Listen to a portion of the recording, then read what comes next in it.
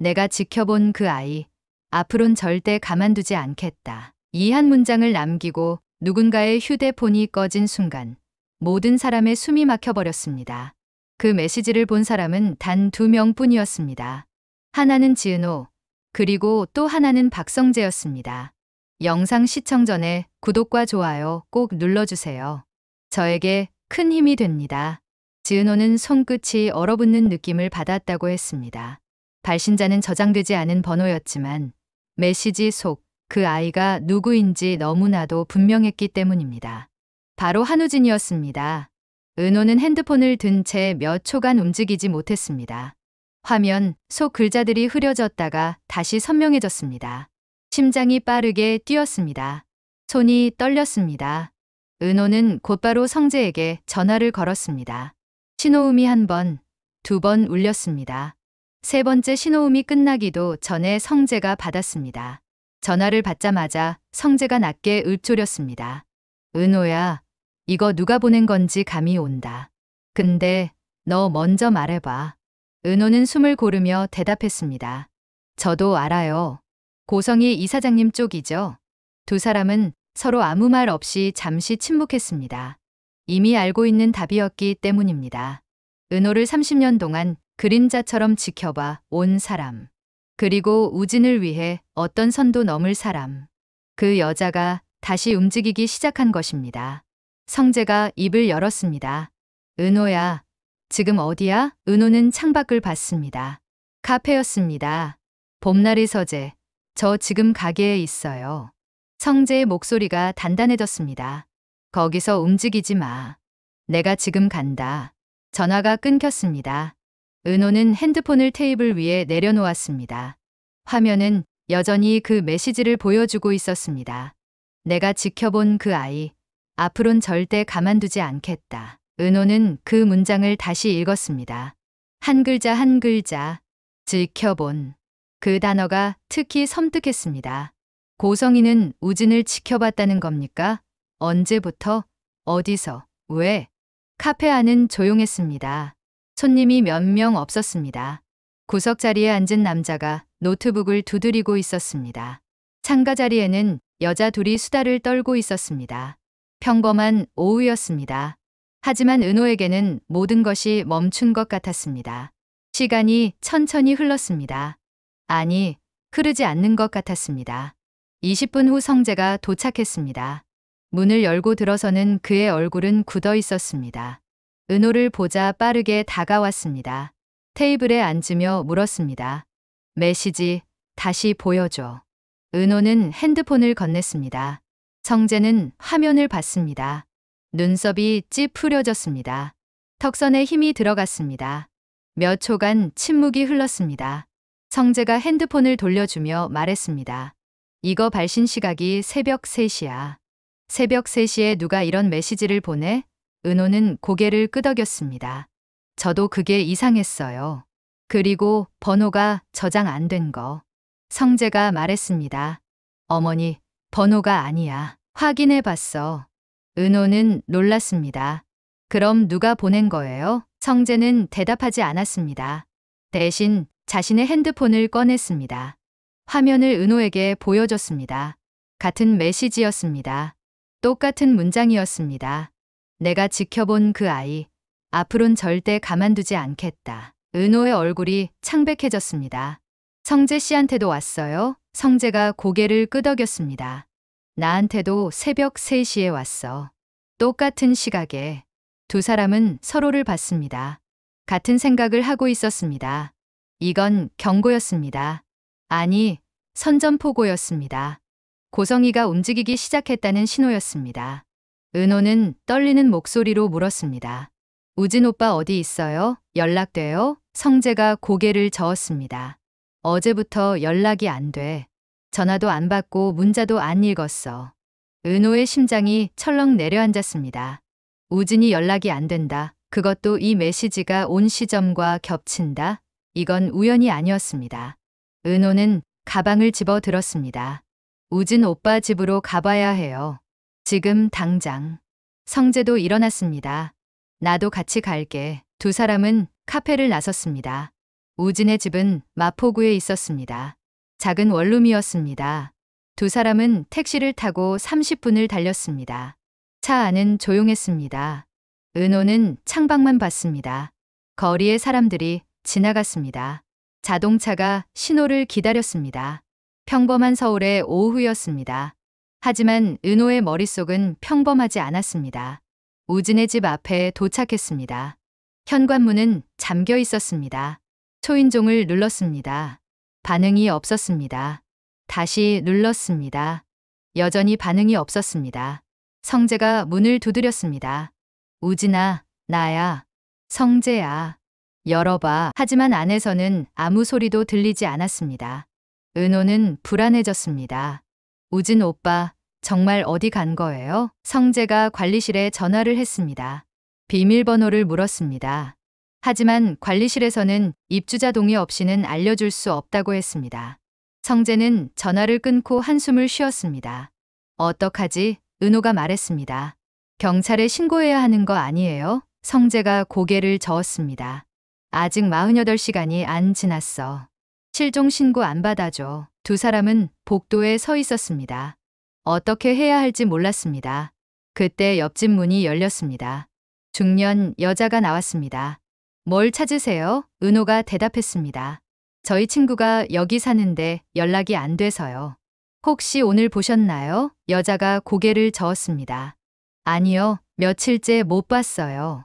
그런데 이틀 전쯤 새벽에 차 소리가 났어요. 누가 급하게 나가는 것 같더라고요. 성재가 물었습니다. 무슨 차였어요? 여자가 기억을 더듬었습니다. 검은색 SUV였던 것 같아요. 번호판은 못 봤고요. 은호와 성재는 서로를 봤습니다. 검은색 SUV. 그 순간 두 사람은 확신했습니다. 우진은 누군가에게 끌려간 것입니다. 우진의 집 앞에서 돌아온 두 사람은 이 지역을 만났습니다. 지역은 이미 상황을 파악하고 있었습니다. 성재가 전화로 모든 걸 설명했기 때문입니다. 세 사람은 은호의 카페 뒷방에 모였습니다. 테이블 위에는 노트북 한 대와 우진의 사진 몇 장이 놓여 있었습니다. 지역이 노트북 화면을 돌렸습니다. 파주 근교 CCTV 영상이었습니다. 어제 새벽 2시 40분경이라고 찍혀 있었습니다. 화면 속에서 검은색 SUV 한 대가 천천히 들어오고 있었습니다. 차는 오래된 소규모 요양센터 근처에 멈췄습니다. 지역이 일시정지를 눌렀습니다. 여기 보세요. 이 차량이에요. 은호는 화면을 자세히 봤습니다. 번호판 일부가 가려져 있었습니다. 일부러 가린 것 같았습니다. 성재가 말했습니다. 추적 안 되게 하려고 했네. 지역이 고개를 끄덕이며 영상을 조금 더 돌렸습니다. 그리고 더 충격적인 장면이 나왔습니다. 흰색 SUV가 그 뒤를 따라 들어왔습니다. 지역이 다시 일시정지를 눌렀습니다. 흰색 SUV에서 한 남자가 내렸습니다. 은호는 그 얼굴을 보는 순간 숨이 막혔습니다. 지강호였습니다. 은호의 동생이었습니다. 성재가 낮게 말했습니다. 강호, 저 녀석이 왜 거기 있어? 은호는 대답할 수 없었습니다. 입이 떨어지지 않았습니다. 지역이 영상을 계속 재생했습니다. 강호가 차 뒤쪽으로 갔습니다. 트렁크를 열었습니다. 그리고 누군가를 끌어냈습니다. 화면이 흐릿했지만 은호는 알 수 있었습니다. 한우진이었습니다. 우진은 제대로 걷지 못하는 것 같았습니다. 강호가 우진을 부축해 건물 안으로 들어갔습니다. 은호의 손이 떨렸습니다. 강호가 우진을 데려간 거였습니다. 자기 동생이 우진을 납치한 겁니다. 성재가 은호의 어깨를 잡았습니다. 은호야, 진정해. 은호는 고개를 저었습니다. 진정할 수가 없었습니다. 왜 강호가 그런 짓을 한 걸까요? 도대체 무슨 이유로? 지역이 영상을 더 돌렸습니다. 5분 후 검은색 SUV에서 한 사람이 내렸습니다. 여자였습니다. 카메라 각도 때문에 얼굴이 잘 보이지 않았습니다. 하지만 체형과 걸음걸이로 알 수 있었습니다. 고성이었습니다. 성재의 얼굴이 굳어졌습니다. 어머니가 직접 나섰어. 고성이는 건물 안으로 들어갔습니다. 10분 후 다시 나왔습니다. 혼자였습니다. 강호도 나왔습니다. 두 사람은 잠깐 이야기를 나눴습니다. 고성이가 무언가를 건넸습니다. 봉투 같았습니다. 강호가 받아들었습니다. 그리고 두 대의 차는 각자 다른 방향으로 떠났습니다. 지역이 영상을 멈췄습니다. 세 사람은 침묵했습니다. 무슨 말을 해야 할지 몰랐습니다. 은호는 손으로 얼굴을 감쌌습니다. 강호가 돈을 받고 우진을 팔아넘긴 겁니다. 자기 동생이 그런 짓을 했다는 게 믿기지 않았습니다. 성재가 조용히 말했습니다. 은호야, 강호 연락처 알지? 은호는 고개를 끄덕였습니다.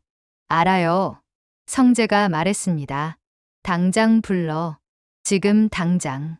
은호는 핸드폰을 꺼냈습니다. 강호에게 전화를 걸었습니다. 신호음이 울렸습니다. 한 번, 두 번, 세 번. 받지 않았습니다. 은호는 문자를 보냈습니다. 강호야, 나야. 지금 당장 전화해. 급한 일이야. 5분이 지났습니다. 답장이 없었습니다. 10분이 지났습니다. 여전히 아무 연락이 없었습니다.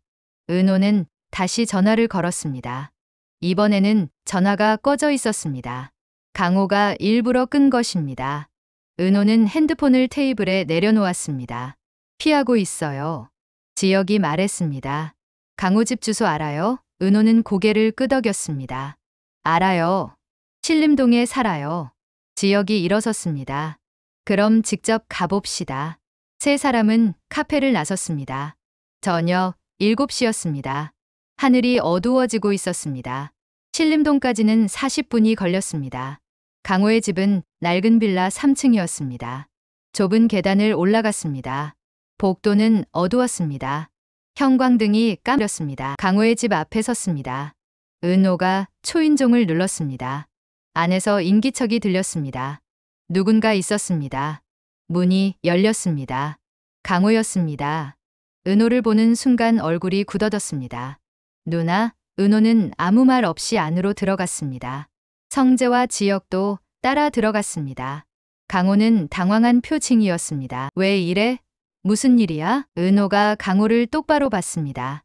강호야, 내가 한 짓 알고 있어. 강호의 얼굴이 창백해졌습니다. 무슨 소리야? 은호는 핸드폰을 꺼냈습니다. CCTV 영상을 보여줬습니다. 강호가 우진을 끌고 가는 장면이었습니다. 강호는 화면을 보더니 뒤로 물러났습니다. 성재가 낮은 목소리로 물었습니다. 지강호, 왜 우진을 데려간 거야? 강호는 말을 잇지 못했습니다. 입술이 떨렸습니다. 나는 지역이 끼어들었습니다. 변명하지 마. CCTV 다 찍혔어. 고성이한테 돈도 받았지? 강호가 주저앉았습니다. 바닥에 털썩 앉아버렸습니다. 손으로 얼굴을 가렸습니다. 미안해, 누나. 나 정말 미안해. 은호는 그런 강호를 내려다봤습니다. 왜 그랬어? 강호가 울먹이며 대답했습니다. 이 사장님이 누나 다시 보고 싶지 않냐고 했어. 그 한마디에 정신이 흔들렸어. 은호는 믿을 수 없었습니다. 그게 이유였습니까? 날 다시 보고 싶어서 우진을 팔았다는 겁니까? 강호가 고개를 끄덕였습니다. 나 진짜 바보였어.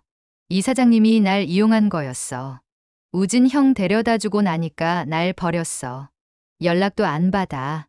성재가 물었습니다. 우진은 어디 있어? 강호가 떨리는 목소리로 대답했습니다. 파주에서 조금 더 올라간 곳. 이름 없는 건물. 간판도 없어. 들어갈 때 전부 얼굴 가리라고 했어. 지역이 물었습니다. 정확한 위치는? 강호가 고개를 저었습니다. 나도 정확히는 몰라. 차 안에서 눈 가리게 썼거든. 은호는 강호를 보며 한숨을 쉬었습니다. 강호는 울고 있었습니다. 하지만 은호는 동정할 수 없었습니다. 강호가 선택한 길이었습니다. 은호는 돌아서서 밖으로 나갔습니다. 성재와 지역이 따라 나왔습니다. 강호는 바닥에 그대로 앉아 있었습니다. 복도에 나온 은호는 벽에 기댔습니다. 숨을 고르려 했습니다. 하지만 숨이 제대로 쉬어지지 않았습니다. 성재가 옆에 섰습니다.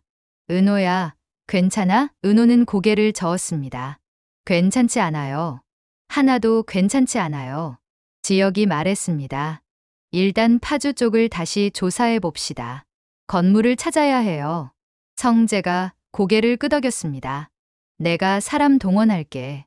은호는 두 사람을 봤습니다. 고맙습니다. 진짜 고마워요. 세 사람은 빌라를 나섰습니다. 밖은 완전히 어두워져 있었습니다. 가로등 불빛만 희미하게 거리를 비추고 있었습니다. 은호는 하늘을 올려다봤습니다. 별이 보이지 않았습니다. 서울 하늘은 늘 이렇게 어두웠습니다. 다음 날 아침, 박진석 회장이 직접 나섰습니다.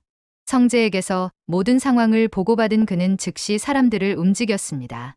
파주 일대를 조사하는 팀, CCTV 추적하는 팀, 그리고 고성희의 동선을 파악하는 팀. 세 팀이 동시에 움직이기 시작했습니다. 은호는 카페에 있었습니다. 잠을 잘 수 없었습니다. 밤새 우진 생각만 했습니다.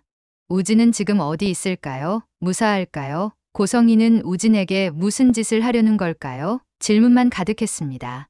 답은 하나도 없었습니다. 오전 10시쯤 성재에게서 전화가 왔습니다. 은호야, 영라한테 연락 왔어. 은호는 긴장했습니다. 무슨 일이에요? 성재의 목소리가 어두웠습니다. 어머니, 상태가 이상하대. 어젯밤부터 계속 누군가를 찾고 있대. 은호는 물었습니다. 누구요? 성재가 대답했습니다. 우진이야. 어머니가 우진 사진을 계속 보고 있대. 그리고 혼잣말을 한대. 이 아이가 어디로 갔을까? 누가 데려갔을까?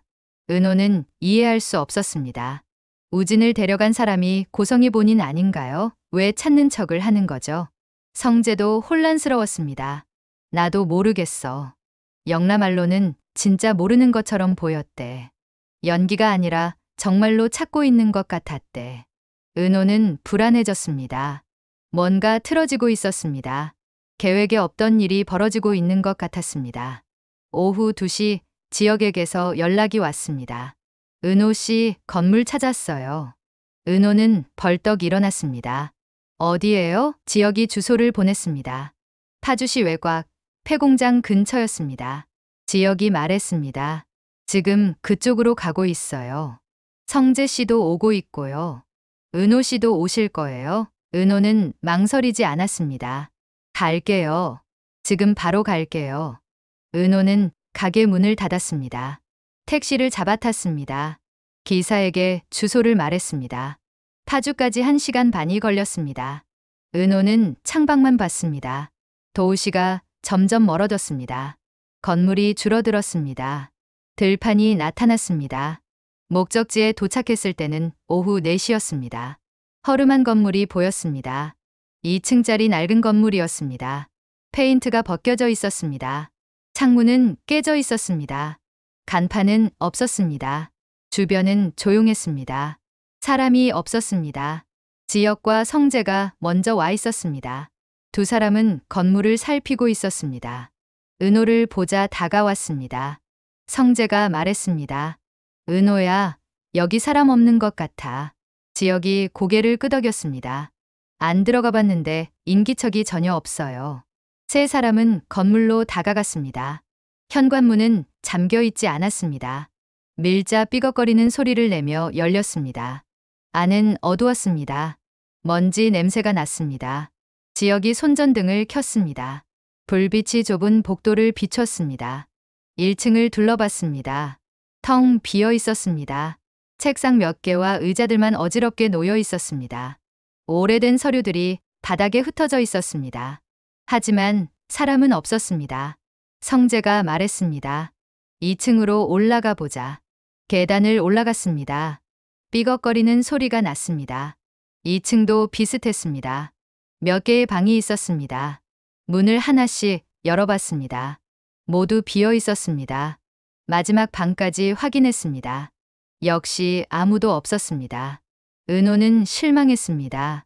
우진이 여기 있을 줄 알았는데 지역이 말했습니다. 이미 옮긴 것 같아요. 성재가 바닥을 살폈습니다. 여기 발자국 있어. 최근 것 같은데. 먼지가 많은데 이 부분만 깨끗해. 세 사람은 발자국을 따라갔습니다. 복도 끝으로 향했습니다. 작은 문이 하나 있었습니다. 창고 같았습니다. 지역이 문을 열었습니다. 안은 좁았습니다. 하지만 뭔가 있었습니다. 의자 하나와 밧줄이 바닥에 떨어져 있었습니다. 은호는 가슴이 철렁했습니다. 의자와 밧줄. 누군가를 묶어뒀다는 뜻이었습니다. 성재가 밧줄을 집어 들었습니다. 아직 축축해 며칠 안 된 것 같아. 지혁이 주변을 더 살폈습니다. 구석에서 뭔가를 발견했습니다. 핸드폰이었습니다. 지혁이 핸드폰을 주었습니다. 화면을 켰습니다. 배터리가 거의 없었습니다. 잠금 화면이 떴습니다. 사진이 보였습니다. 은호와 우진이 함께 찍은 사진이었습니다. 은호는 그 핸드폰을 알아봤습니다. 우진 오빠 거예요. 성재가 핸드폰을 받아 들었습니다. 비밀번호를 눌러봤습니다. 우진 생일을 입력했습니다. 풀렸습니다. 문자함을 열었습니다. 마지막 문자는 성재에게 보낸 것이었습니다. 형, 혹시 이 메시지 듣고도 연락 안 된다고 느껴지면 바로 은호 누나부터 챙겨줘요. 은호는 그 문자를 보며 눈물이 났습니다. 우진은 자기가 위험한 걸 알고 있었습니다. 그래서 미리 메시지를 남긴 겁니다. 은호를 걱정하면서. 은호는 핸드폰을 꽉 쥐었습니다. 우진 오빠, 어디 있어요? 지혁이 통화 기록을 확인했습니다. 마지막 통화는 이틀 전이었습니다. 저장되지 않은 번호였습니다. 지혁이 그 번호를 메모했습니다. 이거 추적해봐야겠어요. 성재가 고개를 끄덕였습니다. 그리고 이 건물 주변 CC 다시 확인하자. 세 사람은 건물을 나왔습니다. 밖은 어두워지고 있었습니다. 해가 지고 있었습니다. 은호는 주변을 둘러봤습니다. 황량한 풍경이었습니다. 폐공장들과 빈 들판만 보였습니다. 우진은 이런 곳에 갇혀 있었던 겁니다. 차에 탔습니다. 돌아가는 길이었습니다. 은호는 뒷좌석에 앉아 창밖을 봤습니다. 어둠이 깔리고 있었습니다. 가로등도 없는 길이었습니다. 성재가 운전하며 말했습니다. 은호야, 우진이 반드시 찾을 거야. 은호는 대답하지 않았습니다. 그냥 고개를 끄덕였습니다. 서울로 돌아오는 길에 박진석에게서 전화가 왔습니다. 성재가 받았습니다. 네, 회장님. 저희 지금 돌아오는 중입니다. 박진석의 목소리가 들렸습니다. 성재야, 큰일 났다. 고성이가 사라졌어. 성재의 얼굴이 굳어졌습니다. 사라졌다고요? 박진석이 설명했습니다. 오늘 오후부터 연락이 안 돼. 집에도 없고 회사에도 안 왔어. 비서도 못 찾고 있어. 성재는 핸들을 꽉 잡았습니다. 영란은요? 박진석이 대답했습니다. 영라도 모른대. 어머니가 아침에 나가면서 아무 말도 안 했대. 전화가 끊겼습니다. 성재는 속도를 높였습니다. 지혁이 물었습니다. 고성희 이사장이 사라졌다고요? 성재가 고개를 끄덕였습니다. 뭔가 일이 커지고 있어. 은호는 불안해졌습니다. 고성희가 사라졌다. 우진을 데리고 간 걸까요? 차는 빠르게 서울로 향했습니다. 밤이 깊어갔습니다. 은호는 핸드폰을 봤습니다. 우진의 핸드폰을 계속 쥐고 있었습니다. 잠금 화면 사진을 봤습니다. 행복해 보이는 두 사람의 모습이었습니다. 은호는 그 사진을 보며 생각했습니다. 우진 오빠, 꼭 찾을게요. 서울에 도착한 건 밤 9시였습니다. 세 사람은 곧바로 박진석의 집으로 향했습니다. 거실에는 이미 여러 사람이 모여 있었습니다. 박진석, 박영라, 그리고 몇 명의 직원들이었습니다. 모두 긴장한 표정이었습니다. 박진석이 세 사람을 봤습니다. 왔구나. 앉아. 세 사람은 소파에 앉았습니다. 박진석이 테이블 위에 서류를 펼쳤습니다. 고성희의 신용카드 사용 내역이었습니다. 오늘 오전 8시 파주 주유소에서 마지막으로 사용됐어. 그 이후로는 아무 기록이 없어. 영라가 떨리는 목소리로 말했습니다. 오빠, 엄마 정말 어디 간 거예요? 성재가 영라의 손을 잡았습니다. 괜찮아. 찾을 거야. 하지만 성재의 목소리도 확신이 없었습니다. 영라가 울먹였습니다. 엄마가 나갈 때 표정이 이상했어요. 무서웠어요. 은호가 물었습니다. 어떻게 이상했어요? 영라가 눈물을 닦으며 대답했습니다. 멍한 것 같기도 하고 무언가에 홀린 것 같기도 하고 그리고 계속 중얼거렸어요. 이 아이가 어디 있을까? 이 아이를 찾아야 하는데. 은호는 가슴이 답답해졌습니다. 고성이는 정말 우진을 찾고 있었던 걸까요? 지역이 말했습니다. 혹시 고성이 이사장님 차량 위치 추적 가능한가요? 박진석이 고개를 저었습니다. 이미 시도했어. 추적 장치가 꺼져 있어. 일부러 끈 것 같아. 성재가 물었습니다. 블랙박스는요? 박진석이 한숨을 쉬었습니다. 그것도 작동 안 해. 전부 차단한 거야. 직원 한 명이 노트북을 가져왔습니다. 파주 일대 CCTV를 계속 추적하고 있습니다. 화면을 돌렸습니다. 오전 9시경 영상이었습니다. 고성이의 검은색 세단이 외곽 도로를 달리고 있었습니다. 그런데 이상한 점이 있었습니다. 뒤에 또 다른 차가 따라붙고 있었습니다. 은호가 화면을 가까이 봤습니다. 뒤따르는 차는 흰색 승용차였습니다.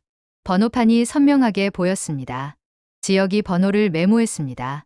이 차 누구 건지 확인해 봐야겠어요. 직원이 즉시 검색을 시작했습니다. 2분 후 결과가 나왔습니다. 렌터카입니다. 어제 오후에 대여됐네요. 박진석이 물었습니다. 대여자는? 직원이 화면을 확인했습니다. 이름이 나왔습니다. 김민수. 하지만 이 이름은 가짜일 가능성이 높습니다. 신분증 사본을 보니 위조 같습니다. 성재의 얼굴이 어두워졌습니다. 누군가 어머니를 미행하고 있었어. 은호는 불안해졌습니다. 고성이를 누가 쫓고 있다는 겁니까? 왜요? 무슨 목적으로? 지역이 조심스럽게 말했습니다. 혹시 우진 씨와 관련 있는 사람일까요? 은호는 고개를 저었습니다. 우진 오빠 주변에 그런 사람 없어요. 그때 성재의 핸드폰이 울렸습니다. 알 수 없는 번호였습니다. 성재는 잠시 망설이다 전화를 받았습니다. 여보세요? 낯선 남자 목소리가 들렸습니다. 박 본부장님, 혹시 고성희 씨 찾고 계시죠? 성재는 즉시 긴장했습니다. 누구십니까? 목소리가 대답했습니다. 그분이 지금 혼자 아닙니다. 성재가 물었습니다. 무슨 소리예요? 목소리가 계속 말했습니다. 그분 옆에 있는 건 한우진 씨가 아닙니다. 성재의 얼굴이 굳어졌습니다. 그럼 누가 있는데요? 잠시 침묵이 흘렀습니다. 그리고 충격적인 말이 들렸습니다. 지금 그 사람 곁에 있는 건 당신들이 절대 예상 못한 인물이에요. 성재가 다그쳤습니다. 누구냐고요? 하지만 전화는 그대로 끊겼습니다. 성재는 핸드폰을 내려다봤습니다. 통화 종료. 모두가 성재를 봤습니다. 무슨 전화였어? 성재는 얼굴이 창백했습니다. 어머니가 지금 누군가와 함께 있대. 우진이 아닌 다른 사람이래. 은호는 숨이 막혔습니다. 다른 사람? 누구요? 성재가 고개를 저었습니다. 모르겠어. 말해주지 않았어. 박진석이 일어섰습니다. 이거 심상치 않아. 당장 사람 더 보내. 파주 전체를 뒤져. 직원들이 움직이기 시작했습니다. 전화를 걸고 지시를 내렸습니다. 거실은 순식간에 작전실이 됐습니다. 은호는 소파에 앉아 생각했습니다. 고성이 옆에 있는 사람. 우진이 아닌 다른 사람. 도대체 누구일까요? 그 사람이 우진과 무슨 관련이 있을까요? 머릿속이 복잡했습니다. 퍼즐 조각들이 맞지 않았습니다. 밤 11시가 됐습니다. 여전히 아무 소식이 없었습니다. 고성이의 위치도 우진의 행방도 모두 오리무중이었습니다. 은호는 창밖을 봤습니다. 서울의 야경이 펼쳐져 있었습니다. 수많은 불빛들이 반짝이고 있었습니다. 하지만 그 불빛 속 어딘가에 우진이 있다는 생각을 하니 가슴이 아팠습니다. 성재가 은호 옆에 앉았습니다. 은호야, 괜찮아? 은호는 고개를 저었습니다. 괜찮지 않아요. 우진 오빠 생각하면 미치겠어요. 성재가 은호의 어깨를 안았습니다. 꼭 찾을 거야. 믿어. 은호는 성재를 봤습니다. 정말 찾을 수 있을까요? 성재가 고개를 끄덕였습니다. 물론이야. 자정이 지났습니다. 박진석이 말했습니다. 오늘은 여기서 마무리하자. 내일 아침 일찍 다시 모이자. 모두들 지쳐 있었습니다. 하나둘 자리를 떴습니다. 은호도 일어났습니다. 집으로 가야 했습니다. 성재가 은호를 차로 데려다 줬습니다. 차 안은 조용했습니다. 라디오도 켜지 않았습니다. 그냥 침묵만 흘렀습니다. 은호의 집 앞에 도착했습니다. 은호가 내리려는데 성재가 말했습니다. 은호야, 오늘 밤 혼자 있기 힘들면 우리 집에서 자도 돼. 은호는 고개를 저었습니다. 괜찮아요. 집에 가야 해요. 성재가 걱정스러운 표정으로 봤습니다. 정말 괜찮아? 은호가 억지로 웃었습니다. 네, 걱정 마세요. 은호는 차에서 내렸습니다. 현관문을 열고 들어갔습니다. 성재의 차가 떠나는 소리가 들렸습니다. 집 안은 어두웠습니다. 은호는 불을 켰습니다. 거실이 환해졌습니다.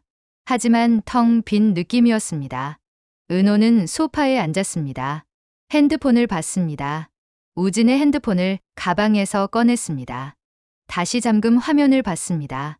함께 찍은 사진이 보였습니다. 은호는 그 사진을 보며 울었습니다. 소리 없이 눈물이 흘렀습니다. 우진 오빠, 어디 있어요? 무사해요? 대답은 없었습니다. 그저 고요함만 있었습니다. 새벽 1시쯤 은호는 소파에서 잠들었습니다. 지친 몸이 더 이상 버티지 못했습니다. 꿈을 꿨습니다. 우진이 나타나는 꿈이었습니다. 우진이 웃으며 말했습니다. 은호야, 나 여기 있어. 걱정하지 마. 은호가 손을 뻗었습니다. 하지만 우진은 사라졌습니다. 은호는 그 자리에서 깼습니다. 새벽 3시였습니다. 은호는 땀에 젖어 있었습니다. 숨이 가빠왔습니다. 꿈이었습니다. 그냥 꿈이었습니다. 은호는 부엌으로 갔습니다. 물을 마셨습니다. 찬물이 목구멍을 타고 내려갔습니다. 조금 정신이 들었습니다.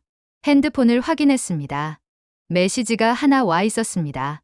알 수 없는 번호였습니다. 은호는 메시지를 열었습니다. 짧은 문장이었습니다. 내일 오전 10시 파주 외곽 폐공장 앞으로 오세요. 혼자. 은호의 심장이 빠르게 뛰었습니다. 이게 무슨 메시지일까요? 은호는 다시 메시지를 읽었습니다. 혼자 오라는 말이 신경 쓰였습니다. 누가 보낸 걸까요? 우진과 관련 있는 사람일까요? 아니면 함정일까요? 은호는 고민했습니다. 성재에게 알려야 할까요? 아니면 정말 혼자 가야 할까요? 결국 은호는 결심했습니다. 혼자 가기로 했습니다. 우진을 찾을 수 있는 유일한 단서였습니다. 놓칠 수 없었습니다. 은호는 메시지를 저장했습니다. 그리고 다시 소파에 누웠습니다. 하지만 잠은 오지 않았습니다. 그냥 천장만 바라봤습니다. 아침 7시에 은호는 일어났습니다. 제대로 자지 못했지만 더 이상 누워 있을 수 없었습니다. 샤워를 했습니다. 옷을 갈아입었습니다. 거울을 봤습니다. 얼굴이 창백했습니다. 눈 밑에 다크서클이 짙었습니다. 하지만 신경 쓸 겨를이 없었습니다. 가방을 챙겼습니다. 핸드폰, 지갑, 그리고 우진의 핸드폰까지 넣었습니다. 현관문을 열려는데 핸드폰이 울렸습니다. 성재였습니다. 은호는 잠시 망설이다 받았습니다. 네, 성재 씨. 성재의 목소리가 들렸습니다. 은호야, 잘 잤어? 은호는 거짓말을 했습니다. 네, 잘 잤어요. 성재가 말했습니다. 오늘 오전에 다시 모이기로 했어. 10시에 회장님 댁으로 와. 은호는 가슴이 철렁했습니다. 10시면 파주에 가야 하는 시간이었습니다. 은호는 재빨리 대답했습니다. 저 오늘 가게 열어야 해서요. 조금 늦게 갈게요. 성재가 걱정스럽게 물었습니다. 괜찮아? 목소리가 이상한데. 은호는 억지로 밝게 말했습니다. 괜찮아요. 그냥 좀 피곤해서요. 성재가 한숨을 쉬었습니다. 알았어. 그럼 나중에 보자. 전화가 끊겼습니다. 은호는 핸드폰을 가방에 넣었습니다. 그리고 집을 나섰습니다. 택시를 탔습니다. 기사에게 파주 방향으로 가달라고 했습니다. 차는 서울을 벗어났습니다. 건물들이 점점 줄어들었습니다. 하늘이 넓어졌습니다. 은호는 창밖을 봤습니다. 마음을 정리하려 했습니다. 하지만 불안감이 계속 엄습했습니다. 1시간 반 후 목적지 근처에 도착했습니다. 은호는 폐공장이 보이는 곳에서 내렸습니다. 택시가 떠났습니다. 주변은 조용했습니다. 인적이 없었습니다. 은호는 천천히 폐공장 쪽으로 걸어갔습니다. 시간을 확인했습니다. 9시 50분이었습니다. 폐공장 앞에 도착했습니다. 어제 왔던 그 건물이었습니다. 여전히 황량했습니다. 아무도 없어 보였습니다. 은호는 주변을 둘러봤습니다. 정말 혼자였습니다. 10시가 됐습니다. 하지만 아무 일도 일어나지 않았습니다. 5분이 지났습니다. 여전히 조용했습니다. 은호는 불안해지기 시작했습니다. 혹시 속은 걸까요? 그때 뒤에서 소리가 들렸습니다. 발소리였습니다. 은호는 재빨리 돌아봤습니다. 한 남자가 서 있었습니다. 중년 남자였습니다. 키가 크고 마른 체구였습니다. 검은색 점퍼를 입고 있었습니다. 얼굴은 모자로 반쯤 가려져 있었습니다. 은호는 긴장했습니다. 누구세요? 남자가 천천히 다가왔습니다. 모자를 벗었습니다. 얼굴이 드러났습니다. 은호는 그 얼굴을 본 순간 충격을 받았습니다. 알고 있는 사람이었습니다. 하지만 여기서 볼 줄은 몰랐던 사람이었습니다. 은호는 떨리는 목소리로 물었습니다. 왜 여기 계세요? 남자가 쓴웃음을 지었습니다. 나도 어쩔 수 없었어. 남자는 은호에게서 5m 정도 떨어진 곳에 섰습니다. 입을 열었습니다. 지은호 씨, 한우진 씨 찾고 있죠? 은호는 고개를 끄덕였습니다. 네. 우진 오빠 어디 있어요? 남자가 고개를 저었습니다. 그 전에 할 이야기가 있어요. 은호는 참을 수 없었습니다. 이야기는 나중에 하고 우진 오빠부터 보여주세요. 남자가 손을 들어 제지했습니다. 지금 들어야 해요. 안 그러면 한우진 씨 못 만나요. 은호는 입을 다물었습니다. 남자가 계속 말했습니다. 남자의 이야기는 충격적이었습니다. 고성이가 우진을 데려간 건 맞았습니다. 하지만 목적이 달랐습니다. 고성이는 우진을 해치려던 게 아니었습니다. 보호하려던 것이었습니다. 은호는 이해할 수 없었습니다. 보호요? 무엇으로부터요? 남자가 대답했습니다. 진짜 위험은 따로 있었어요. 고성이 이사장도 모르는 사람. 그 사람이 한우진 씨를 노리고 있었어요. 은호는 물었습니다. 그 사람이 누구예요? 남자는 잠시 침묵했습니다. 그리고 한 이름을 말했습니다. 그 이름을 듣는 순간 은호는 온몸이 얼어붙었습니다. 믿을 수 없었습니다. 그 사람이 왜요? 무슨 이유로? 남자가 설명했습니다. 한우진 씨가 알고 있는 비밀 때문이에요. 본인도 모르는 비밀. 하지만 그 비밀이 밝혀지면 누군가는 끝장나요. 은호는 혼란스러웠습니다. 우진이 알고 있는 비밀? 무슨 비밀을 말하는 걸까요? 남자가 가까이 다가왔습니다. 지은호 씨, 지금부터 제 말 잘 들어요. 한우진 씨는 지금 안전한 곳에 있어요. 하지만 오래 버틸 수 없어요. 그 사람이 곧 찾아낼 거예요. 은호가 다급하게 물었습니다. 그럼 어떻게 해야 해요? 남자가 핸드폰을 꺼냈습니다. 주소를 보여줬습니다. 여기로 가세요. 혼자 다른 사람 데려오면 안 돼요. 은호는 주소를 메모했습니다. 파주에서 더 북쪽이었습니다. 경기도 연천 쪽이었습니다. 남자가 경고했습니다. 조심하세요. 그 사람은 이미 움직이고 있어요. 시간이 없어요. 은호가 물었습니다. 당신은 왜 도와주는 거예요? 남자가 쓸쓸하게 웃었습니다. 나도 빚이 있어서요. 한우진 씨한테, 그리고 고성이 이사장한테도. 은호는 더 묻고 싶었습니다. 하지만 남자는 이미 돌아서고 있었습니다. 빨리 가요. 늦으면 안 돼요. 남자는 걸어갔습니다. 검은색 차가 근처에 서 있었습니다. 남자는 차에 타고 떠났습니다. 은호는 그 차가 사라질 때까지 지켜봤습니다. 은호는 핸드폰을 꺼냈습니다. 성재에게 전화해야 할까요? 아니면 정말 혼자 가야 할까요? 고민했습니다. 남자의 말이 계속 머릿속을 맴돌았습니다. 다른 사람 데려오면 안 된다. 혼자 와야 한다. 은호는 결심했습니다. 혼자 가기로 했습니다. 택시를 불렀습니다. 10분 후 택시가 도착했습니다. 은호는 탔습니다. 기사에게 주소를 말했습니다. 연천 방향이었습니다. 기사가 놀란 표정으로 물었습니다. 거기까지 가시게요? 1시간 반은 걸리는데.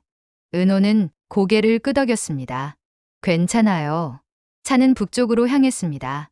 도로는 점점 한적해졌습니다. 주변은 산과 들판뿐이었습니다. 은호는 창밖을 봤습니다. 불안했습니다. 하지만 돌아갈 수 없었습니다. 우진을 만나야 했습니다. 1시간 후 목적지 근처에 도착했습니다. 작은 마을이었습니다. 집이 몇 채 보였습니다. 은호는 특정 주소 앞에서 내렸습니다. 낡은 2층 건물이었습니다. 간판은 없었습니다. 창문은 커튼으로 가려져 있었습니다. 은호는 현관문 앞에 섰습니다. 초인종을 눌렀습니다. 반응이 없었습니다. 다시 눌렀습니다. 여전히 반응이 없었습니다. 은호는 문을 두드렸습니다. 그때 문이 천천히 열렸습니다. 안은 어두웠습니다. 은호는 조심스럽게 안으로 들어갔습니다. 현관을 지나 복도로 들어갔습니다. 복도 끝에 방문이 하나 보였습니다. 불빛이 새어나오고 있었습니다. 은호는 그쪽으로 걸어갔습니다. 심장이 빠르게 뛰었습니다. 방문 앞에 섰습니다. 손을 들어 노크하려는데 안에서 목소리가 들렸습니다. 들어와요, 지은호 씨. 은호는 숨을 고르고 문을 열었습니다. 안에는 두 사람이 있었습니다. 한 명은 의자에 앉아 있었습니다. 한우진이었습니다. 은호는 우진을 보는 순간 눈물이 났습니다. 우진 오빠. 우진도 은호를 봤습니다. 얼굴이 창백했습니다. 지쳐 보였습니다. 하지만 살아 있었습니다. 은호는 우진에게 달려가려 했습니다. 하지만 멈췄습니다. 우진 옆에 서 있는 또 다른 사람 때문이었습니다. 그 사람이 은호를 보고 있었습니다. 은호는 그 사람을 보며 말을 잃었습니다. 당신이 왜 여기 있어요? 그 사람이 차갑게 웃었습니다. 오래 기다렸어요. 지은호 씨. 은호는 믿을 수 없었습니다. 눈앞에 서 있는 사람. 그 사람은 박진석이었습니다. 쇼츠그룹 회장이었습니다. 성재의 아버지였습니다. 은호는 떨리는 목소리로 물었습니다. 회장님, 이게 무슨 일이에요? 왜 우진 오빠가 여기 있어요? 박진석은 의자에 앉았습니다. 천천히 다리를 꼬았습니다. 표정은 차갑고 침착했습니다. 평소에 보던 따뜻한 모습은 어디에도 없었습니다. 은호야, 짜라. 긴 이야기니까. 은호는 앉지 않았습니다. 그냥 서서 박진석을 노려봤습니다. 박진석이 한숨을 쉬었습니다. 고집 새긴. 뭐 좋아, 서서 들어도 상관없어. 박진석은 말을 시작했습니다. 한우진, 이 사람이 알고 있는 비밀이 있어. 본인은 모르지만 말이야. 은호는 우진을 봤습니다. 우진도 혼란스러운 표정이었습니다. 박진석이 계속 말했습니다. 30년 전 일이야. 고성이가 너를 입양하던 그 시기. 사실 그때 한우진의 어머니도 같은 병원에 있었어. 우연의 일치지. 아니, 우연이 아니었을 수도 있어. 은호는 가슴이 두근거렸습니다. 무슨 뜻인지 알 것 같았습니다. 박진석이 우진을 봤습니다. 한우진, 너는 내 어머니가 누군지 알아? 우진은 고개를 저었습니다. 모릅니다. 기록도 없고요. 박진석이 냉소를 지었습니다. 그렇지, 기록이 없지. 일부러 지웠으니까. 은호는 물었습니다. 누가 지웠어요? 박진석이 천천히 대답했습니다. 나야, 내가 지웠어. 은호는 충격을 받았습니다. 왜요? 왜 우진 오빠 기록을 지운 거예요? 박진석이 일어섰습니다. 창문으로 다가갔습니다. 밖을 보며 말했습니다. 한우진의 어머니는 고성이의 언니였어. 그 말에 방 안이 얼어붙었습니다. 은호는 입을 다물 수 없었습니다. 우진도 믿을 수 없다는 표정이었습니다. 박진석이 돌아서서 두 사람을 봤습니다. 놀랐지? 나도 그때 놀랐어. 고성이가 아이를 입양한다고 했을 때 나는 반대했어. 하지만 고성이는 고집이 셌지. 박진석이 설명했습니다. 고성이의 언니는 미혼모였습니다. 아이를 낳았지만 키울 수 없었습니다. 그래서 입양을 보내려 했습니다. 하지만 출산 직후 사망했습니다. 아이만 남았습니다.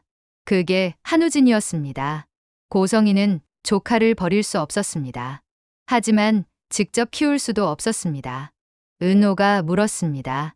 왜 키울 수 없었어요? 박진석이 쓴웃음을 지었습니다. 체면 때문이지. 쇼츠그룹 며느리가 조카를 키운다. 미혼모 언니의 아이를 재벌가에서는 상상도 할 수 없는 일이야. 그래서 고성이는 다른 방법을 택했어. 박진석이 말했습니다. 고성이는 은호를 입양했습니다. 하지만 실제로는 우진도 함께 돌보려 했습니다. 멀리서 몰래 평생 지켜보며. 은호는 이해가 됐습니다. 고성이가 왜 그렇게 우진에게 집착했는지. 우진은 피부치였던 겁니다. 우진이 떨리는 목소리로 물었습니다. 그럼 저는 고성이 이사장의 조카였다는 건가요? 박진석이 고개를 끄덕였습니다. 맞아. 그리고 성재와 영라의 사촌이지. 우진은 고개를 숙였습니다. 믿을 수 없다는 표정이었습니다. 은호가 물었습니다. 그래서요? 그게 우진 오빠를 여기 가둔 이유예요? 박진석이 차갑게 웃었습니다. 가둔 게 아니야. 보호한 거지. 은호는 이해할 수 없었습니다. 보호요? 누구로부터요? 박진석이 대답했습니다. 고성이로부터. 은호는 더 혼란스러웠습니다. 고성이로부터 보호한다고요? 고성이가 우진을 지키려던 거 아니에요? 박진석이 고개를 저었습니다. 아니야. 고성이는 이제 통제 불가능해. 우진에 대한 집착이 병적이야. 우진을 완전히 자기 것으로 만들려고 해. 박진석이 설명했습니다. 최근 고성이의 상태가 악화됐습니다. 우진을 보지 못하면 불안해했습니다. 우진이 다른 사람과 가까워지는 걸 참지 못했습니다. 특히 은호와 가까워지는 걸 견딜 수 없었습니다. 은호는 자기가 입양한 딸이었으니까요. 은호가 물었습니다. 그래서 우진 오빠를 납치한 거예요? 박진석이 고개를 끄덕였습니다. 고성이가 움직이기 전에 내가 먼저 움직인 거야. 강호를 이용해서. 은호는 강호 생각이 났습니다. 강호도 이용당한 거였습니다. 박진석이 말했습니다. 나는 우진을 안전한 곳으로 옮기려고 했어. 하지만 고성이가 눈치챘어. 그래서 추적하기 시작했지. 나도 피해 다니느라 여기까지 온 거야. 은호는 이제 이해가 됐습니다. 고성이가 사라진 이유도 누군가 미행하던 차도 모두 이 상황과 연결돼 있었습니다. 은호가 물었습니다. 지금 고성이 이사장은 어디 있어요? 박진석의 얼굴이 어두워졌습니다. 모르겠어. 연락도 안 돼. 하지만 곧 여기를 찾아낼 거야. 그 사람은 포기 안 해. 은호는 불안해졌습니다. 그럼 어떻게 해야 해요? 박진석이 은호를 똑바로 봤습니다. 은호야, 너는 떠나야 해. 지금 당장. 우진도 내가 다른 곳으로 옮길 거야. 은호는 고개를 저었습니다. 싫어요. 우진 오빠 두고 못 가요. 박진석이 목소리를 높였습니다. 이건 장난이 아니야. 고성이가 오면 너도 위험해. 우진이 입을 열었습니다. 은호야, 가. 회장님 말이 맞아. 은호는 우진을 봤습니다. 우진의 눈에는 걱정이 가득했습니다. 은호는 눈물이 났습니다. 싫어요. 우진 오빠도 같이 가요. 우진이 고개를 저었습니다. 나는 갈 수 없어. 이 문제는 내가 풀어야 해. 그때 밖에서 차 소리가 들렸습니다. 박진석의 얼굴이 굳어졌습니다. 창문으로 달려갔습니다. 밖을 봤습니다. 검은색 세단이 멈춰 서고 있었습니다. 박진석이 낮게 중얼거렸습니다. 늦었어. 고성이가 왔어. 은호는 창문으로 다가갔습니다. 차 문이 열렸습니다. 고성이가 내렸습니다. 얼굴은 창백했습니다. 눈빛은 흔들리고 있었습니다. 평소의 냉정함은 찾아볼 수 없었습니다. 고성이는 건물을 올려다봤습니다. 그리고 걸어오기 시작했습니다. 박진석이 은호를 밀었습니다. 뒷문으로 나가. 지금 당장. 은호는 우진을 봤습니다. 우진이 고개를 끄덕였습니다. 은호는 울면서 방을 나갔습니다. 복도를 달렸습니다. 뒷문을 찾았습니다. 문을 열었습니다. 밖으로 나갔습니다. 건물 뒤편이었습니다. 숲이 보였습니다. 은호는 숲으로 뛰어들었습니다. 나무 뒤에 숨었습니다. 숨을 고르며 건물을 봤습니다. 현관문이 열렸습니다. 고성이가 들어가는 모습이 보였습니다. 은호는 핸드폰을 꺼냈습니다. 떨리는 손으로 성재에게 전화를 걸었습니다. 신호음이 울렸습니다. 한 번, 두 번, 세 번. 성재가 받았습니다. 은호야? 은호는 울먹이며 말했습니다. 성재 씨, 연천으로 와요. 주소 보낼게요. 빨리요. 성재가 놀란 목소리로 물었습니다. 무슨 일이야? 은호는 대답했습니다. 우진 오빠 찾았어요. 그런데 회장님이 여기 계세요. 그리고 이사장님도 방금 도착했어요. 성재의 목소리가 긴장했습니다. 뭐, 아버지가? 알았어, 지금 간다.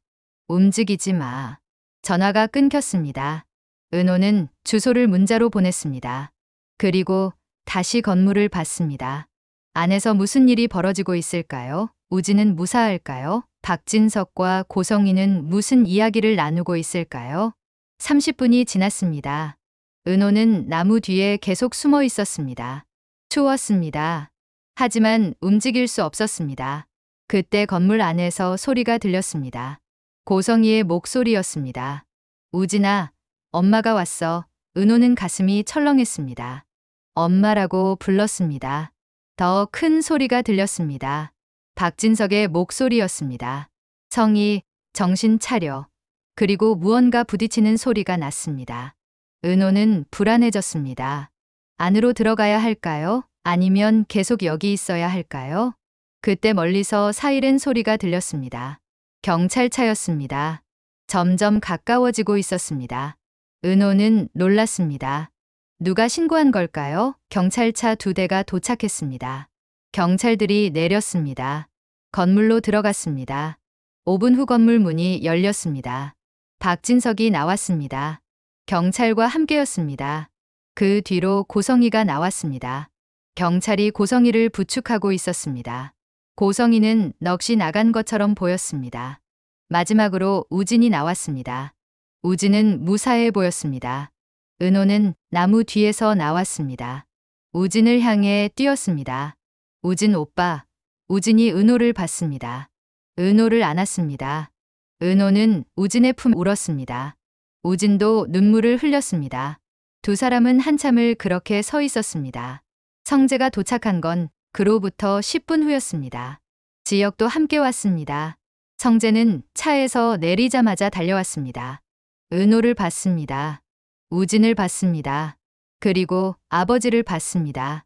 박진석은 성재를 보며 한숨을 쉬었습니다. 성재가 물었습니다.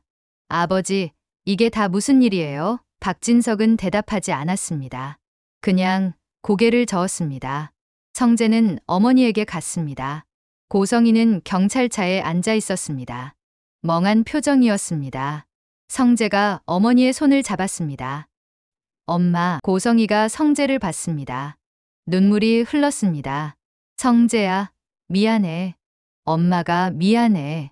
성재도 울었습니다. 두 사람은 말없이 안았습니다. 경찰이 상황을 정리하기 시작했습니다. 진술을 받았습니다. 박진석과 고성희, 우진과 은호 모두 진술했습니다. 오래 걸렸습니다. 해가 지기 시작했습니다. 모든 게 끝났을 때는 저녁 7시였습니다. 경찰차가 떠났습니다. 고성희는 병원으로 이송됐습니다. 정신과 치료가 필요하다고 했습니다. 박진석도 함께 갔습니다. 성재와 영라도 따라갔습니다. 은호와 우진, 그리고 지영만 남았습니다. 세 사람은 차에 탔습니다. 서울로 돌아가는 길이었습니다. 차 안은 조용했습니다. 아무도 말하지 않았습니다. 그냥 창밖만 봤습니다. 은호는 우진의 손을 잡고 있었습니다. 우진도 은호의 손을 꽉 쥐고 있었습니다. 두 사람은 서로를 봤습니다. 살아있다는 게 감사했습니다. 함께 있다는 게 감사했습니다. 서울에 도착했을 때는 밤 9시였습니다. 은호의 집 앞에 차가 섰습니다. 은호가 내리려는데 우진이 말했습니다. 은호야, 고마워. 날 찾아줘서. 은호는 웃었습니다. 당연하죠. 우진도 웃었습니다. 은호는 집으로 들어갔습니다. 불을 켰습니다. 거실이 환해졌습니다. 소파에 앉았습니다. 긴 하루였습니다. 정말 긴 하루였습니다. 은호는 눈을 감았습니다. 깊은 숨을 쉬었습니다. 모든 게 끝났습니다. 우진을 찾았습니다. 진실을 알았습니다. 고성희의 비밀도 박진석의 계획도 모두 밝혀졌습니다. 이제 평화가 올까요? 은호는 알 수 없었습니다. 하지만 오늘은 일단 쉬기로 했습니다. 구독과 좋아요 눌러주시면 저에게 큰 힘이 됩니다. 지금까지 화려한 날들이었습니다. 감사합니다.